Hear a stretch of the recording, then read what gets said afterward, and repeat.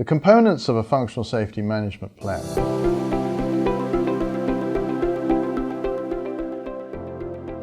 So here, what we need to do, of course, first and foremost, roles and responsibility.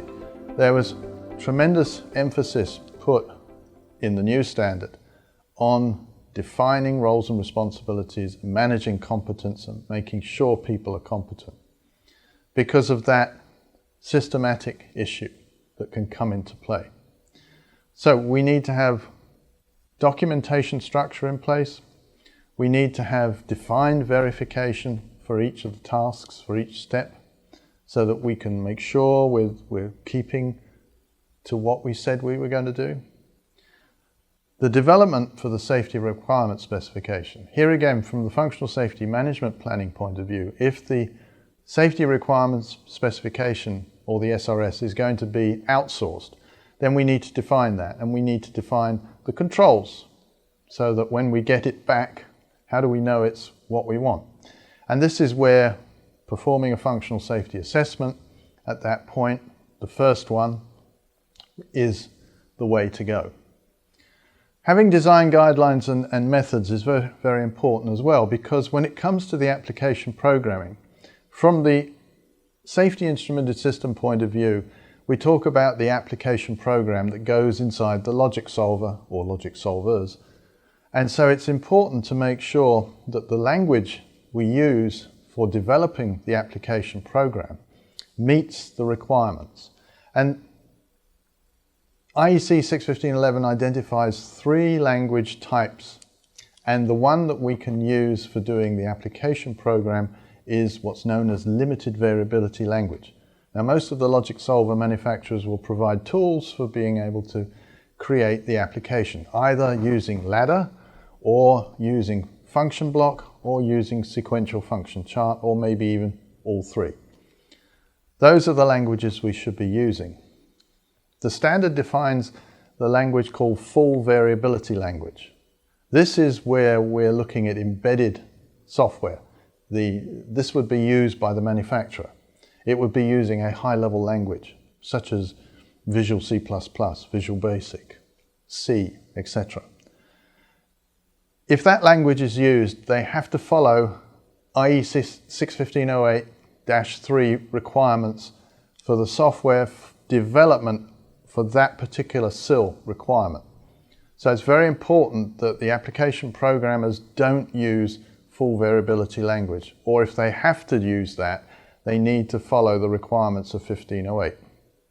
So the easiest thing is to stick with the languages offered by the logic solver manufacturer and make sure that we design using either ladder, function block, or sequential function chart. Verification and validation plans need to be included as well. How are we going to test? How are we going to prove what we have is what we need? And ultimately, as part of the pre-startup work, we do the final validation. So we look at the as designed, installed and commissioned safety instrumented system and its safety instrumented functions to make sure it meets all of the requirements of the SRS. This is very important. Then of course we need operation and maintenance procedures and guidelines, because as I said, we're going to be spending the majority of our time in the life cycle in operations and maintenance. Management of change procedures are very important. We have to make sure that changes are properly managed, and then how we're going to do functional safety assessments.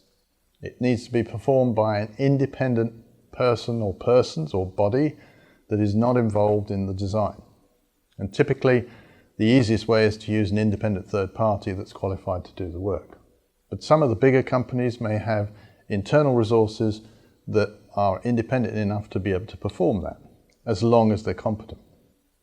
When it comes to roles and responsibilities, this needs to be properly defined and communicated. It's no good having an organization chart with Fred down as the SIS engineer when Fred hasn't got a clue what that means and what's required. We need to make sure it covers each phase of the life cycle and any associated activities within that phase. And it's one of the primary things that's noted now for functional safety management. Documentation objectives as well. What do we need to document? Well, basically, each phase of the life cycle needs to be properly documented. How we're managing functional safety is also very important. Our verification and validation, we need to make sure we have evidence that we did the testing and it worked. And if we had failures, the remedial action that was taken following management of change, of course. And then, of course, the documentation for functional safety assessments and audits. The other thing to remember, which is a good way, is the 4 R's. So we want to have the right data in the right format, in the right time, in the right place. And this is very important. There's an example that I can give that happened to the company I was working for about 20 years ago, where we were developing a new safety controls product and we wanted to use injection molding plastics, which was fairly new at that time. We had an existing product that was still very relevant from a technological point of view, but it looked dated because it had been designed in the late 70s. So we thought we could try the plastics out, give this existing product, which was still very relevant, a facelift and a new lease of life. So we commissioned a design house to come up with some designs for the enclosures. We selected a company in California, as it happened, that could do the manufacturing, and we commissioned this to be done. What happened was, when we got all the plastic back and we started to put the existing hardware into the plastic, and we started to put them into chassis in a cabinet. When we got to the last slot, the module wouldn't fit, and we couldn't figure out why, and we contacted the designer. He checked all the dimensions and he said, no, there's nothing wrong with that. Well, the thing that we forgot was that the UK used metric, but the US used imperial, and that the plastics manufacturer had used a program to convert. And of course, there was a small rounding error that basically added up to the point where we were slightly, and thousandths of an inch, slightly too big. So we had to literally get files out to file the sides of the plastic so we could get the last modules in the slot. So that's an example of making sure we understand we have the data in the right format. When it comes to the functional safety assessments now, the purpose of a functional safety assessment, and the key word here is independent. It needs to be an independent, and it's a diverse cross-check of the safety life cycle work to help us identify and correct any potential systematic failures. So does the safety system meet the SRS and actually achieve the functional safety we desire? Here again, when it comes to the team for doing a functional safety assessment, we need at least one senior person who's competent and has the experience to be able to do it, but they're not involved in the actual design team. And this is true for stages 1, 2, and 3, or not involved in the operation and maintenance of the safety instrumented system for stages 4 and 5. So we'll talk a little bit about that. The standard can be a little bit confusing as to how it's interpreted, and here is an extract from the standard which says that a functional safety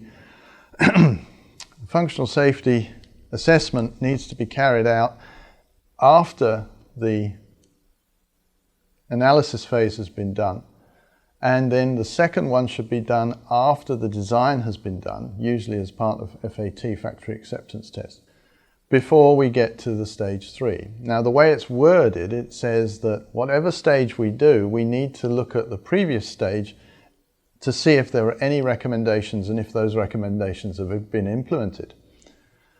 So again, the standard talks about the mandatory FSA being FSA 3, but this wording would tend to suggest that we should also do FSA 1 and 2. Remember, Functional Safety Assessment 3 is the one that we do prior to startup.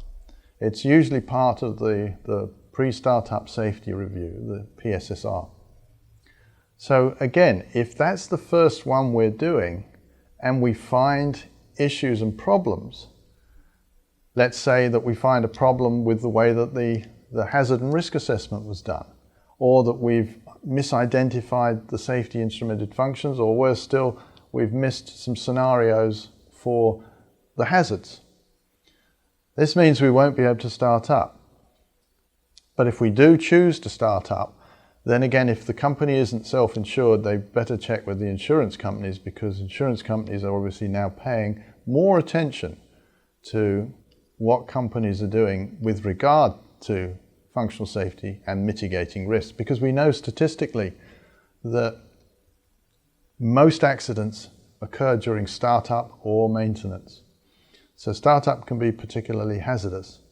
So the 5 FSAs that are defined should be considered, and they're there for a reason. They're there to help us find potential systematic issues. Remember, 44% of accidents were attributed to poor design specification. So if we haven't done our analysis phase correctly, then we need to find that as soon as possible, and that's where the stage 1 FSA comes into play. So we can see if it was done correctly, and we have what we need up to that point for our initial SRS. The stage 2 is when we do what I call stage 1 validation, where we bring the application program together with the logic solver, and we do it on a shop floor in a controlled environment. So this would be the stage 2 to make sure, do we have what we need up to that point? Does the application program perform the functions required for each of the SIFs in the time that they're supposed to perform prior to going to site? Obviously, we don't have all the field equipment when we do the factory acceptance test, so there'll be some simulation and emulation going on. In the old days, we used to use lamps and switches, and that's how we used to do it. So functional safety assessment 2 is also important to do. And then the 3, as I said, is the final one we do before starting up. The standard now requires us to do an FSA 4. So it uses the word, after experience and operation, we need to do a performance review. So again, doesn't tell you how soon you need to do it, but you could potentially use the 5-year window between the revalidations of the hazard and risk to gather enough information that you can use to feed into the revalidation. Because this is a performance-based standard, we need to be able to measure it. How do we know if we're achieving or continuing to achieve the level of risk reduction and mitigation unless we have the means to measure? So it means we have to identify some key performance indicators, some of which will come directly from the SRS, such as the proof test intervals. Are we sticking to the proof test interval requirements? The mean time to restore, are we able to maintain that? And the spurious trip. Have we had any spurious trips? Have we had any near misses? Have we had any demands, real or otherwise? So all of these metrics can be pulled and we can track that. And then, as I say, the assumptions that were originally made on initiating events and the frequencies, when we come to do the revalidation, we might find that maybe our estimates were overly conservative. Because again, when we do a hazard and risk assessment, especially if we use the HAZOP methodology, the hazard and operability study, it's highly qualitative and can be subjective. So, the 5th one, stage 5 FSA, should be done when we have any changes, because we should do a safety impact analysis to see what is the impact of this change in terms of safety. And again, it needs to be looked at by somebody who is competent, responsible, and qualified to do the work. So what is this thing, competency? I actually prefer the definition in 1508. I think it's a pretty good one. People often say to me, what's competency? And in my view, it's a blend of knowledge, experience, and capability. But from 1508 point of view, they define it as all persons involved in any overall electrical, electronic, programmable electronic system or software lifecycle activity, including activities for verification, management of functional safety assessment, shall have appropriate competence, i.e. training, knowledge, experience and qualifications relevant to the specific duties that they have to perform. I think that's a pretty good definition. In the 2003, the first edition of 1511, all it used to say was persons, departments or organisations involved in SIS safety lifecycle activities shall be competent to carry out the activities for which they are accountable. So that's fairly woolly and open to all sorts of interpretation. In the 2016 edition, they did tighten it up a bit. But basically, as a minimum, we should be looking at and addressing the following. Making sure that we have competency documented, making sure that that covers not just individuals, but covers departments or units involved in the safety instrumented system safety lifecycle activities. So this will be engineering knowledge, for example, training and experience appropriate to the process application, engineering knowledge, training and experience appropriate to the application's technology used. So again, if it's electrical, electronic or programmable, electronics. So this needs to be considered. Also, engineering knowledge, training and experience appropriate to the sensors and the final elements. So usually there's instrumentation, there's automation, and some companies have automation engineers that include the instrumentation engineers. Others might use different ones. Others may even have contractors to do that coming in. But again, they have to have the right knowledge, they have to have the right experience, and again, capability. Also, knowledge of the legal and regulatory functional safety requirements. So from a manager's point of view or a supervisor's point of view, it's very important to have that understanding. Because again, if a manager decides to cut cost to not follow the maintenance requirements or mechanical integrity, and there's an accident as a result of those cost cuts, then they could be held potentially liable themselves. So having that understanding and knowledge is very important. So adequate management and leadership skills appropriate to their role in the SIS safety life cycle. So again, depends on whether they're a supervisor or manager. And understanding of the consequences of an event. So this is very important too. The SIL of the SIF. So again, the safety integrity level of the safety instrumented function, because that tells us how much risk reduction we're relying on, plus what the level of performance of that SIF will need to be. And all of that is captured in the safety requirement specification. The novelty and complexity of the application and the technology. As I mentioned to you at the beginning, because 1511 is a performance-based standard, it doesn't tell us what or how we need to do certain things. So we can use technology to our advantage, as long as the people that are using the technology understand it. So in the 2016 edition, it now defines that we need a procedure in place to manage the competence of all those involved in the SIS life cycle. And then it talks about doing periodic, it uses the term periodic, again, doesn't define what that is, it's down to the end user, but we need to do periodic assessments on the competency of the individuals and the activities they are performing, and on changing of any individual role. So we need to have that ongoing. So you might say, well, we'll do it once a year. Again, the standard doesn't tell you how to do it. You could do it a number of ways. You could do it through testing, you could do it through observation on the job, or you could have some learning management system that they have to go through. When it comes to functional safety management, we also not only have to do assessments, we need to do audits, and the audits are different from the assessment. The purpose of the functional safety audit is to ensure that the functional safety management system in place is current and it's being followed. So it comes to our third P with paperwork. Do we have evidence that we're doing what we said we were going to do and we're following our procedures, etc.? If we identify deviations and discrepancies, the standard now requires us to highlight and correct those in a timely fashion. So again, it doesn't specify what that time period needs to be. So we need to make sure that audits are conducted by independent and competent persons. You can use third parties, as I've said, or you could use in-house if they're independent enough and unbiased. So procedures need to be in place for auditing, and then we define the frequencies of the audits. We're not told how often we need to do it, but we do need to do it.